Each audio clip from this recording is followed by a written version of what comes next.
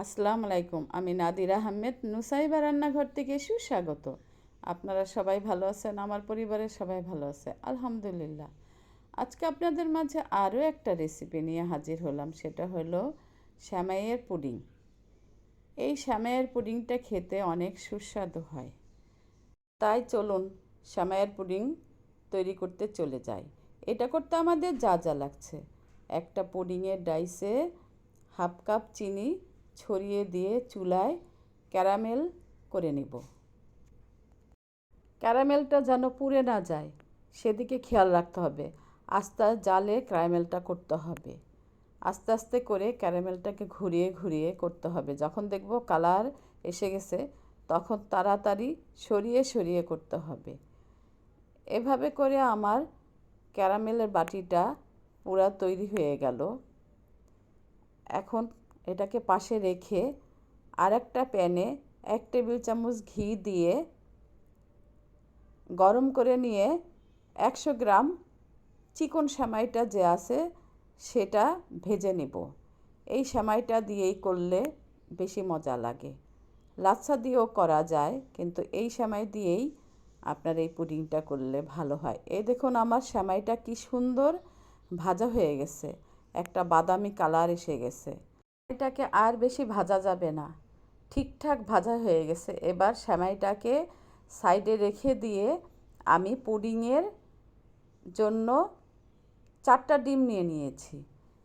4টা ডিমকে আস্তে আস্তে ফেটিয়ে নেব। এটা কিন্তু জোরে জোরে ফেটানো যাবে না, বিটার মেশিন দিয়েও ফেটানো লাগবে না, হাত দিয়েই হ্যান্ড বিটার দিয়ে ফেটাতে হবে। আমার ডিমটা ফেটানো হয়ে গেছে। এবার একটা ছাঁকনি দিয়ে ছেঁকে নেব ডিমটাকে। আস্তে আস্তে ছেঁকে নিতে হবে। ডিমের ভিতরে এক ধরনের সাদা একটা আবরণ থাকে, যদি বেশি নাড়াচাড়া করা হয় তাহলে ছাঁকনি দিয়ে পড়ে যাবে। এই দেখুন আমি উঁচু করে নিয়েছি, আস্তে আস্তে পড়তেছে। এখন এই ময়লাটাকে ফেলে দিয়ে ডিমটাকে নিয়ে নিব।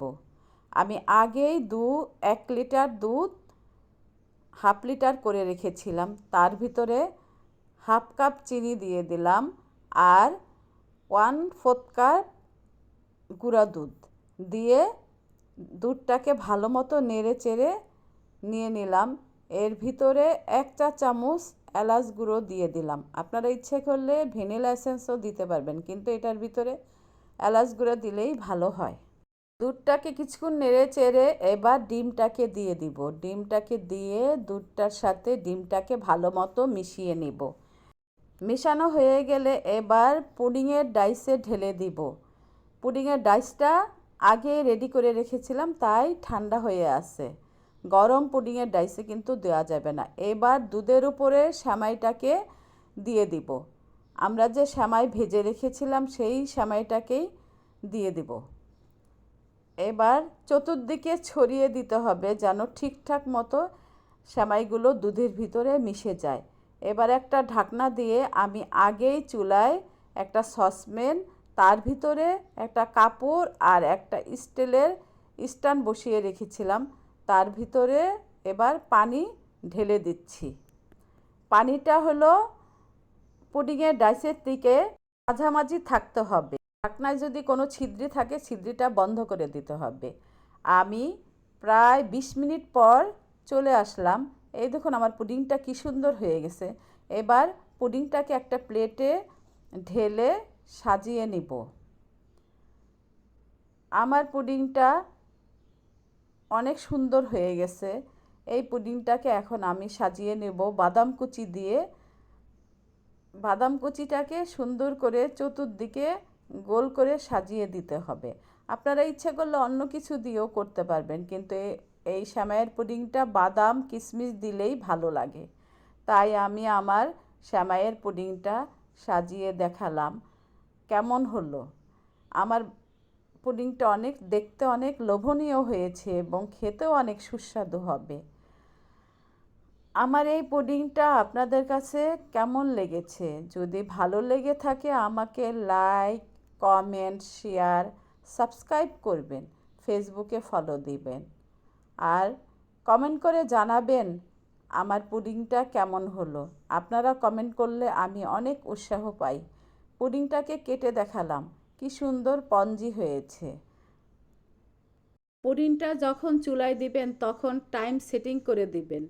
টাইম সেটিং করে দিলে ওই টাইমের ভিতরেই পুডিংটাকে বের করে আনতে হবে। বেশিক্ষণ রাখলে কিন্তু পুডিংটা শক্ত হয়ে যাবে। তাই আপনারা পুডিংটা যখন তৈরি করবেন খেয়াল রাখবেন কতটুকু টাইমের ভিতরে দিতে হবে আর কতটুকু টাইম থেকে বের করে আনতে হবে। পুডিংয়ে সেমাইটা যতদূর সম্ভব কম দিবেন। 100 গ্রামের কম দিলেও পুডিংটা আরও বেশি সুন্দর হবে। তাই আপনারা সেমাইটাকে সবসময় কম দিবেন, তাহলে পুডিংটা বেশি দেখা যাবে। এই পুডিংটা বানিয়ে যদি মেহমানদের খাওয়ান, মেহমানরা অনেক খুশি হবে এবং আপনাকে অনেক প্রশংসা করবে। আল্লাহ হাফেজ।